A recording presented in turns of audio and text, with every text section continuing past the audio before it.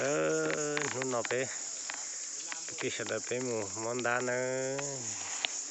bé mù món mù xí nó xí xí nó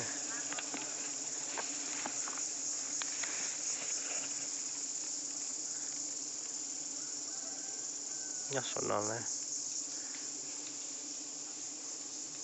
chúng ta tận gì mà nó bây giờ đó sát tới chơi nó gì bây mua mù chạy bây mua lên nào thế nó cái tiền nó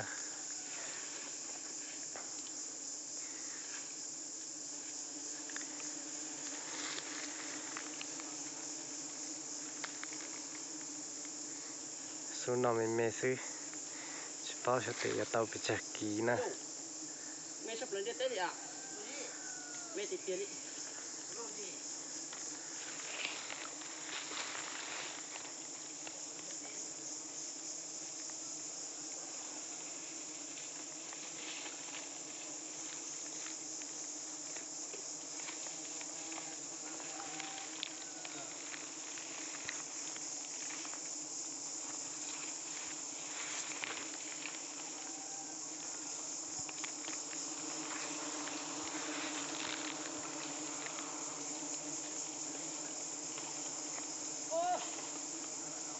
nhóc cho năm món à, rồi cho năm món, tôi mới mồi đó, ôi, tôi nhóc cái ra, tôi mất gì?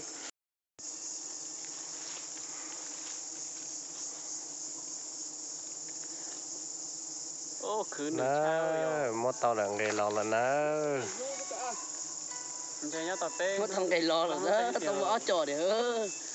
tao nghề lò thành nọ nữa nhớ sát tới chơi nó chỉ bị mua nó thành nè chỉ lú lú vô cũng có téo bỏ cái là ho rồi tao mà có ở bên chợ rồi nó cho ta chứ